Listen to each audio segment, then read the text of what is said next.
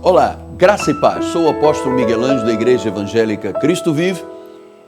Bom dia, bem-vindos ao programa Posso Crer no Amanhã. Estamos começando esta semana com gratidão em nosso coração, com uma visão da igreja, dos propósitos de Deus, a visão do Todo-Poderoso. Esta foi a profecia que recebemos no dia de Réveillon. Conhecendo os ditos de Deus, a ciência do Altíssimo e vivendo na visão do Todo-Poderoso. Quando você conhece a Deus e você vive dentro daquilo que Deus já estabeleceu na sua palavra, a sua vida estará dentro da visão de Deus, do Todo-Poderoso. Não há falhas, não há erros, não há equívocos. Você se sente seguro, você tem paz, você pensa no amanhã, não com medo. Você tem a garantia que Jesus é o mesmo de ontem, de hoje e o será para sempre. E a história da humanidade e a história bíblica é comprovada com esta verdade. Nesta semana, nós vamos ouvir algo muito importante sobre a visão de Deus. Nesta segunda, terça e quarta.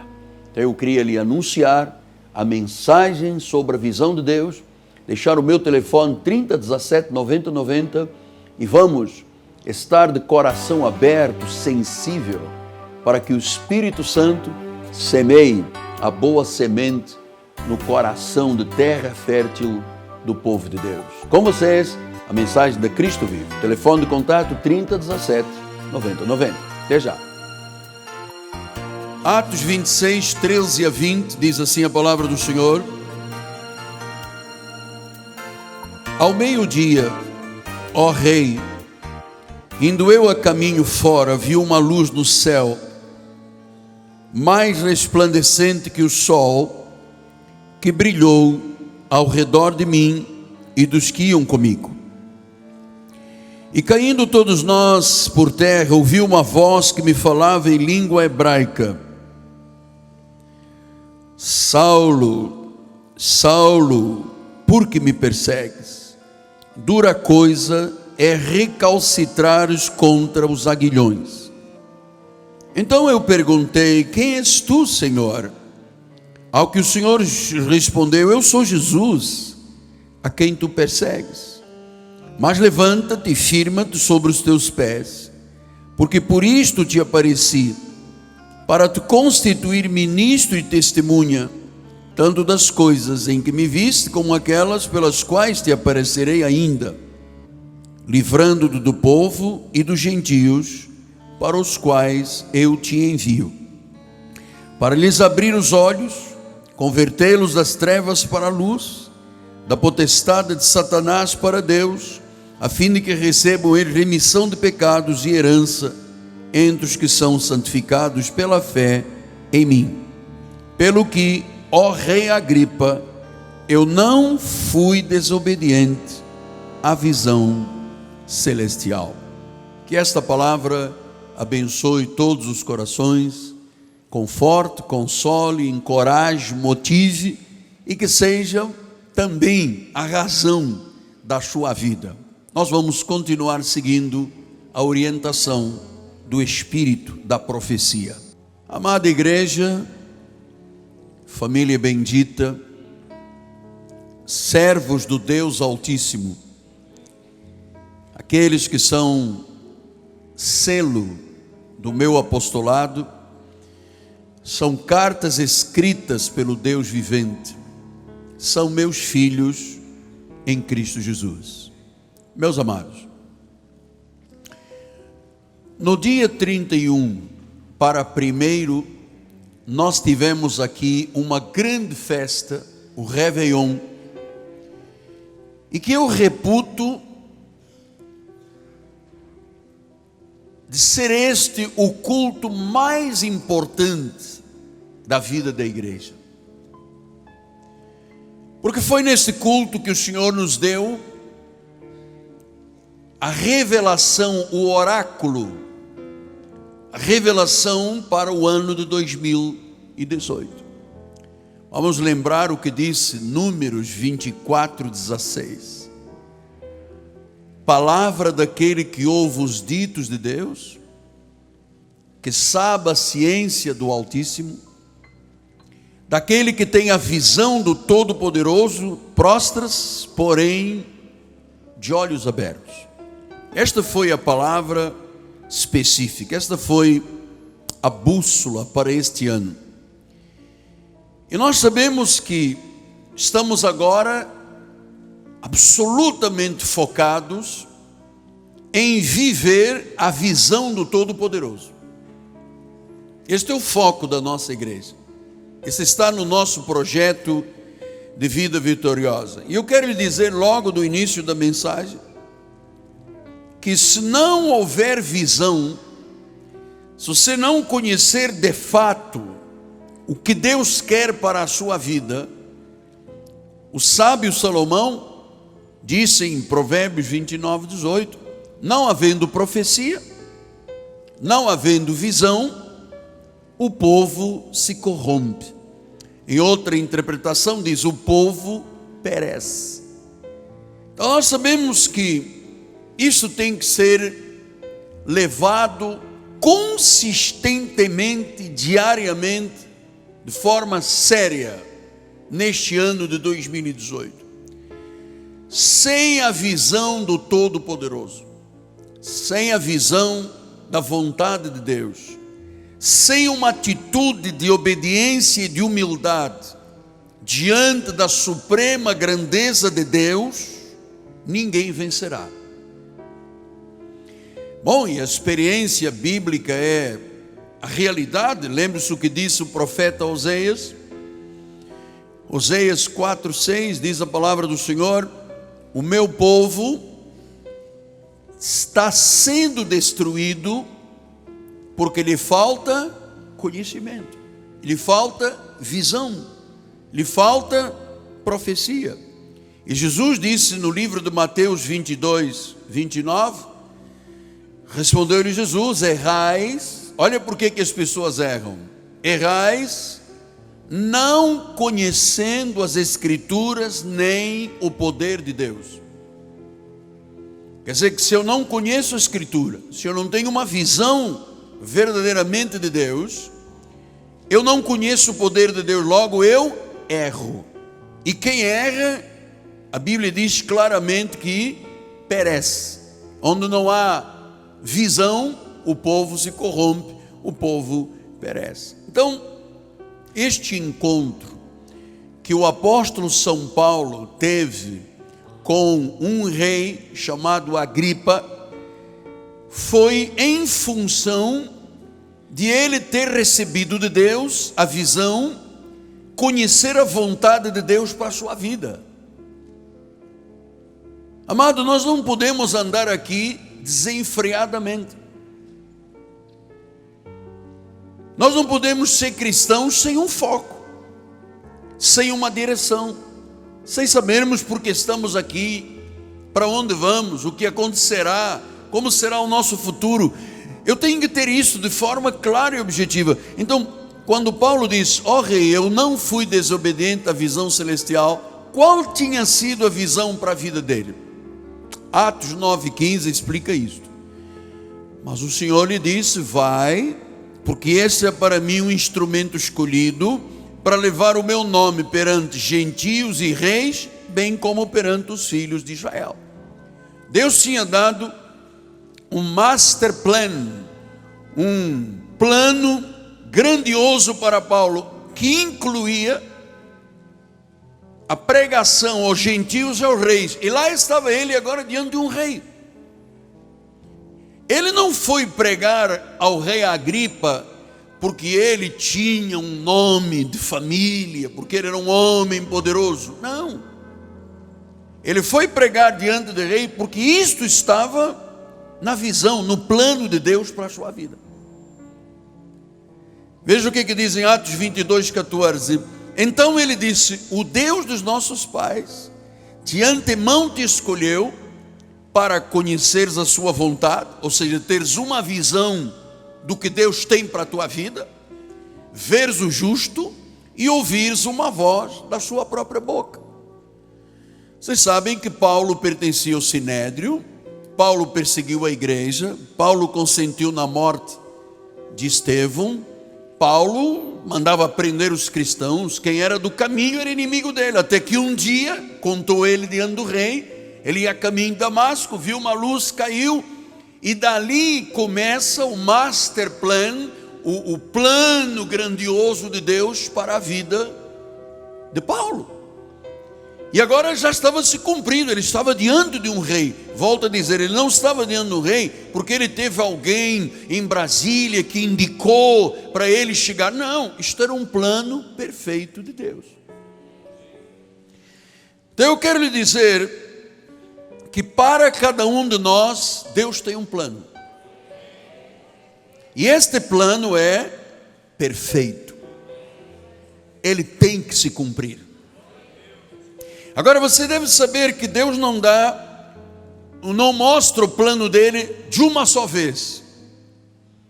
Ele vai mostrando, a pessoa vai criando maturidade, vai recebendo o plano e os passos vão sendo dados dentro dos planos de Deus. Isto é maravilhoso. Onde há hipótese de haver um erro no plano de Deus? Zero.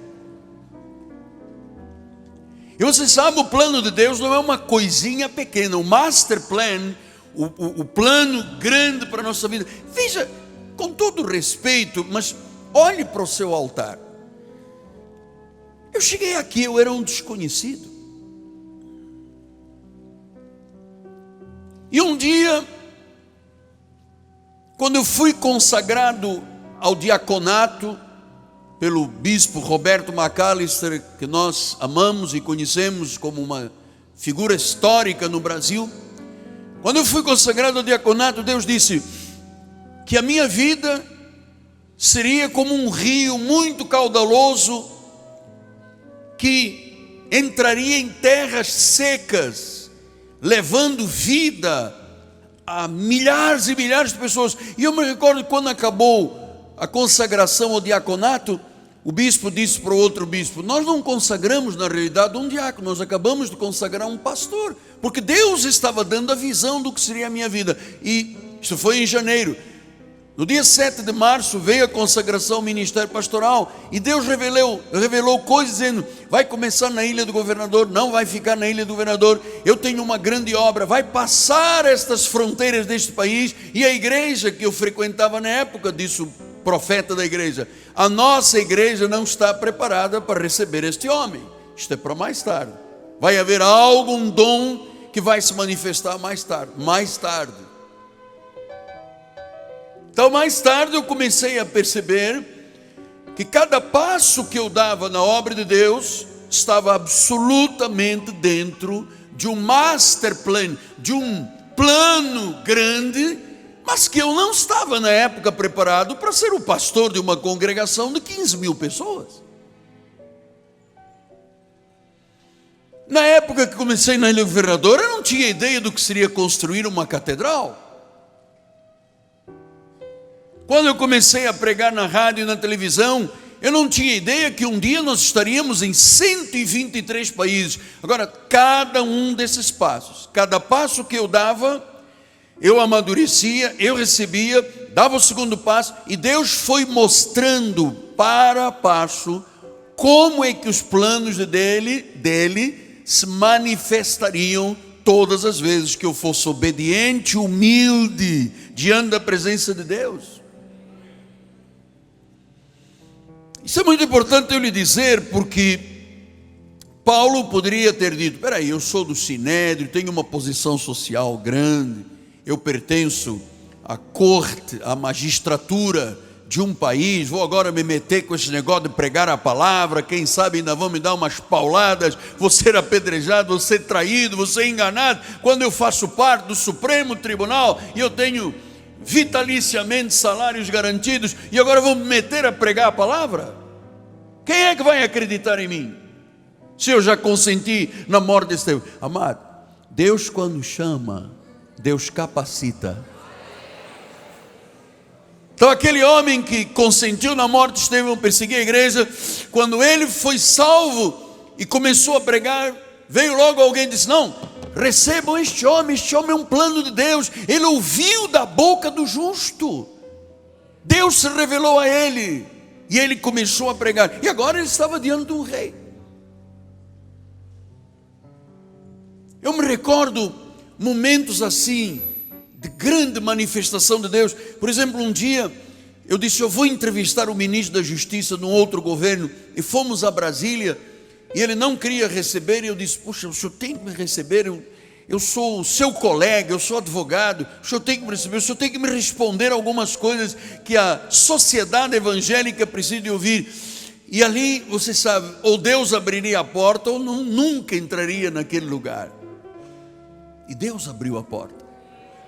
Eu me recordo numa reunião do Palácio da Alvorada, lá em Brasília, muita gente, o presidente da República na minha frente, e eu pedi a palavra, eu disse, eu gostaria de orar pelo senhor. Ele disse, por favor, venha orar por mim. Então, amado, isso tudo são planos de Deus. Agora, se eu tivesse sido infiel na primeira decisão de Deus, quando o senhor me levou a abrir a igreja na Ilha do Governador, nós abrimos num colégio, numa escola pública. Ali estava o primeiro passo. Eu amadureci, Deus foi me capacitando, eu dei o segundo passo, compramos o terreno, Deus amadureceu, eu dei o terceiro passo, construímos a igreja. Quando tudo estava pronto, Deus disse, larga tudo, agora vai para a Piedade e vai começar um ministério na Zona Oeste, na Zona Norte. Então é condição sine qua non nós obedecermos e sermos humildes diante da grandeza de Deus e obedientes àquilo que o Senhor diz. Porque Paulo poderia ter dito, não, por favor, tira esse fardo de mim. Pregar não, porque eu já fiz meia dúzia de bobagens, depois o mundo vai se voltar contra mim. Ele disse, eu não fui desobediente à visão celestial. Isaías 1:1, ele diz assim, visão de Isaías. Isaías não dizia as coisas porque ele dizia, era uma visão. Versículo 2 disse, ouvi aos céus, dá ouvidos à terra, porque o Senhor é quem fala. Então, da mesma forma que Deus falava no passado, através desses profetas do passado, Deus tem os seus profetas no dia de hoje, que orientam, que guiam, que consolam, confortam, que mostram o caminho da verdade ao povo do Senhor. 1 Samuel 3:1 diz que o jovem Samuel servia perante Eli, e naqueles dias a palavra do Senhor era muito rara, e as visões não eram frequentes. Veja, havia tempos que Deus simplesmente não falava. Havia tempos que Deus não se revelava. Diz em 2 Crônicas 15:3, Israel esteve por muito tempo sem o verdadeiro Deus, sem o sacerdote que ensinasse o povo e sem lei. E eu acho que se a pessoa não tiver esta visão de Deus, verdadeiramente ela não sabe para onde vai, ela tem medo do amanhã. Você sabe que tem 15 milhões de evangélicos desviados no Brasil, sem visão, ou muitos perderam a visão. Eu me recordo do meu tempo, quando fui consagrado ao ministério, muita gente foi consagrada, a maioria deles não estão mais no ministério, ou perderam a visão, ou não tinham visão. E onde não há conhecimento, o povo se corrompe, o povo é destruído. Então, se eu não tiver a visão, ou perder a visão, eu passo a ser o responsável pela minha vida, e não é Deus que é o responsável. Amado, ouça uma coisa, quem é responsável por este ministério e pela minha vida é o Senhor Jesus Cristo. Durante todos esses anos de guerra espiritual, de batalha, eu ouvi gente dizer, eu vou acabar com a tua raça, eu vou acabar com esta igreja. Nós tivemos invasão aqui de órgãos do governo para destruir a igreja. Eu fui acusado de tanta coisa, eu fui levado à delegacia de polícia, eu fui levado ao Ministério Público. Amado, não foi fácil, nem nada é fácil na vida, tudo tem um custo. Mas estamos aqui vitoriosamente. Eu não dei um jeito no que Deus queria fazer. Eu poderia dizer, então vamos dar um jeito por aqui, vamos por aqui. Eu disse, não, Senhor, faça-se a tua vontade. E diariamente eu tenho dito: Senhor, mostra-me qual é a tua vontade. Eu gostaria disto, aquilo, mas não é a minha vontade, é a sua vontade, é o seu plano, é a sua visão, porque a minha visão não dá certo. Olha, o homem pode fazer planos, mas a resposta certa dos lábios vem do Senhor. Agora, para eu saber o que é certo, eu tenho que esperar em Deus. Então, se a pessoa perde a visão, se ela tem falta de crescimento espiritual, se ela não pratica a sua fé, se ela não crê na palavra, nunca verá o agir de Deus. Então vamos lembrar, para cada um, Deus tem um plano específico. O plano de Deus para a tua vida não é o para a minha. Existe um master plan, um plano que todos os crentes têm: pregar o evangelho, dar testemunho, viver o padrão de Deus, viver em santidade, enfim, isto é um master plan, é um plano para toda a igreja, mas depois Deus vai e tem algo para cada um de nós especificamente. Podia Pedro fazer o que Paulo fez? Não. Paulo é Paulo, Pedro é Pedro. Você pode fazer o que eu faço? Não. Eu posso fazer o que você faz? Não. Porque Deus tem um plano para cada um de nós específico. E Ele não mostra isso de uma vez. Ele vai mostrando na medida em que você amadurece, que você é humilde, que você obedece, dá o primeiro passo, recebe, e Deus vai capacitando. Amado, o que eu vou ainda voar alto não está escrito em nenhum gibi. Deus tem um plano para a minha vida grandiosíssimo. Agora eu vou chegar aos 65 anos. Então, você não pode ser infiel nas coisas pequenas, porque quem é fiel no pouco é fiel no muito. Olha, estamos encerrando o nosso primeiro dia desta mensagem sobre a visão de Deus. Quero lembrar-lhe que hoje teremos um grande encontro de oração poderosa ação em oração. O povo age, o povo se move, o povo confessa, o povo chama à existência as coisas que não existem. Temos visão sobre esta questão da necessidade imperiosa da vida de oração. Bispo André, Bispa Cristiane, convido você para esta noite aqui na Cristo Vive, Rua Maricá 320, no bairro Jacarepaguá. Esta rua é paralela a Cândido Benício, próximo do BRT da Pinto Teles e da 28DP. Uma noite de poder, do poder de Deus. Uma noite de transformação. Uma noite em que você vai poder ter intimidade com Deus e chamar à existência coisas que ainda não existem. 7:30 da noite, em nome de Jesus. Eu quero agradecer a Deus pelo povo da Igreja Cristo Vive, que dá o suporte a esta programação de televisão, em particular uma palavra de gratidão ao nosso querido irmão Rodrigo Ambrosio e Fabiana Ambrosio, do Turbomil Vila Emil Mesquita, que têm sido colunas do suporte da evangelização. Eu quero muito que este ano Deus multiplique a vida destes empresários, porque eles têm sido uma honra para o nosso ministério. Muito obrigado a você que vai nos ligar dizendo: apóstolo, eu quero investir a minha vida por gratidão, por aquilo que Deus tem feito na minha vida através deste programa, por aquilo que eu me tornei depois que eu comecei a lhe ouvir. E eu quero que muita gente continue ouvindo o Senhor. Eu quero cooperar, ajudando, investindo nesta programação. Ligue para nós, 3017 90 90, será uma alegria muito grande darmos as mãos para que o reino seja pregado. E olha, não é por questão de medo, não é com ameaça e não é por mercantilismo. Eu dou a obra de Deus por amor e gratidão por tudo que Deus fez na minha vida. Eu tenho esta visão, a gratidão por tudo, o que eu me tornei por causa do Evangelho. Eu quero que muita gente se torne, seja transformada por causa da mensagem da graça de Deus. Bem? Voltamos amanhã com a segunda parte desta mensagem sobre a visão de Deus. Vamos nos despedindo.